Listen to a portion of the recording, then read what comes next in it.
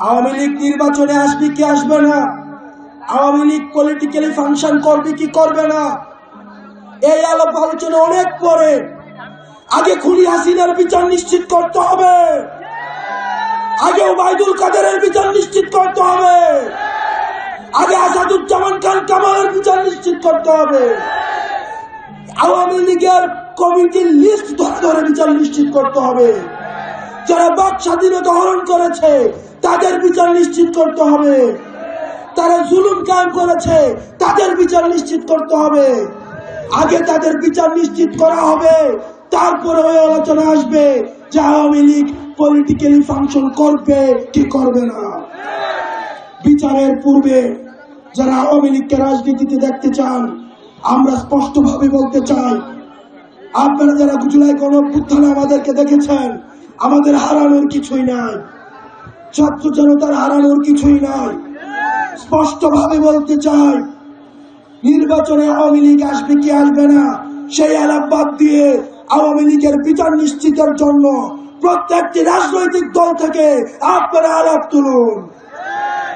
আপনারা যদি আওয়ামী লীগের বিচারকে পাশ কাটিয়ে আপনারা যদি নির্বাচনের জন্য আওয়ামী লীগকে নিয়ে আসতে চান, তাহলে আমরাও আপনাদেরকে সন্দেহের চোখে দেখি। প্রিয় সহযোদ্ধা, আপনারা জানেন এই 5ই আগস্ট পরবর্তী সময়ে বাংলাদেশে এখনো পর্যন্ত কিন্তু ষড়যন্ত্র থেমে নাই, বিদেশ থেকে ষড়যন্ত্র করা হচ্ছে। আপনারা জানেন এই দীর্ঘ সময়ে আমাদের দেশের টাকা পয়সা লুট করে আওয়ামী লীগ বিদেশে পাচার করেছে। আওয়ামী লীগ লক্ষ লক্ষ কোটি কোটি টাকা বিদেশে পাচার করেছে। আওয়ামী লীগ প্রতিনিয়ত এই দেশে ষড়যন্ত্র করার জন্য বিদেশে বসে তারা এইসব ফায়দা লুটবে। আপনাদের কাছে অনুরোধ থাকবে, কোন বিদেশি ষড়যন্ত্রে আপনারা ফাঁদে পা দেওয়ার দরকার নাই। আমাদেরকে ঐক্যবদ্ধ থাকতে হবে এবং যে রাজনৈতিক দলগুলো রয়েছে আমরা আপনাদেরকে অনুরোধ করব, এই রাজনৈতিক বিভাজন এই ফ্যাসিবাদের পথকে ফ্যাসিবাদ পুনর্বাসনের পথকে প্রশস্ত করে দিবে। আপনার আমার রাজনৈতিক বিভাজন আপনার জন্য কল্যাণকর নয়, আমাদের জন্য কল্যাণকর নয়, এটি থেকে ফায়দা লুটবে আওয়ামী লীগ। সুতরাং রাজনৈতিক বিভাজনে না গিয়ে আমাদের আওয়ামী লীগের পুনর্বাসনের প্রশ্নে আমরা ঐক্যবদ্ধ থেকে তারা যেন আর পুনর্বাসিত না হতে পারে সেই জায়গায় ঐক্যবদ্ধ থেকে পরবর্তী বাংলাদেশ বিনির্মাণ করব আমরা।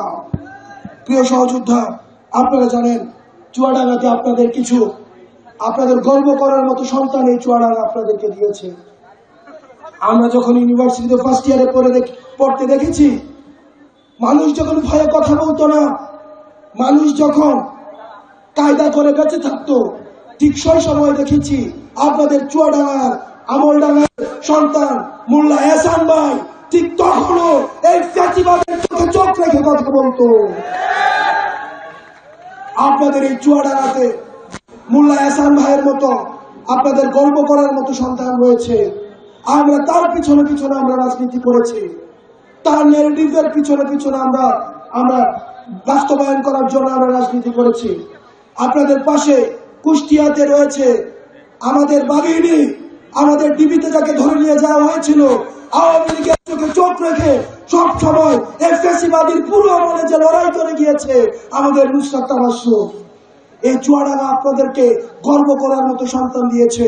আপনারা তাদেরকে ধারণ করতে হবে, আপনারা তাদেরকে রক্ষা করতে হবে, আপনারা তাদেরকে তুলে ধরতে হবে এবং পরবর্তীতে এই চুয়াডাঙ্গা কুষ্টিয়া পরবর্তী বিনির্মাণের জন্য তাদের থেকে আপনাদের পরামর্শ নিতে হবে।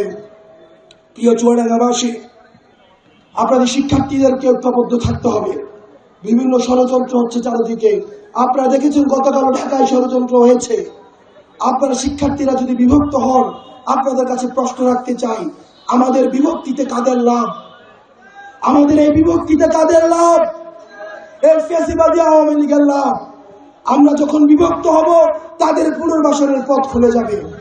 সুতরাং আওয়ামী লীগের পুনর্বাসনকে ঠেকাতে, ছাত্রলীগের পুনর্বাসনকে ঠেকাতে আমাদের ঐক্যবদ্ধ থাকতে হবে।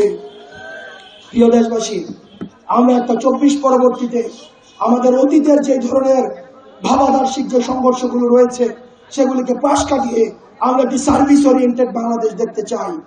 আমাদের প্রবীণরা যে বাংলাদেশ আমাদেরকে দিতে পারে নাই, তারা ৭১ পরবর্তী সময়ে, ৯০ পরবর্তী সময়ে আমাদেরকে যে বাংলাদেশ দিতে ব্যর্থ হয়েছে, আমরা সেই বাংলাদেশ উপহার দিতে চাই। যে বাংলাদেশে প্রত্যেকটা মানুষ নাগরিক হয়ে উঠবে, যে বাংলাদেশে প্রত্যেকটা মানুষ নাগরিকের যে অধিকার রয়েছে সেই অধিকার নিয়ে গর্ব করে বাংলাদেশে বাঁচতে পারবে। সেই পর্যন্ত আপনারা ভালো থাকবেন, সুস্থ থাকবেন।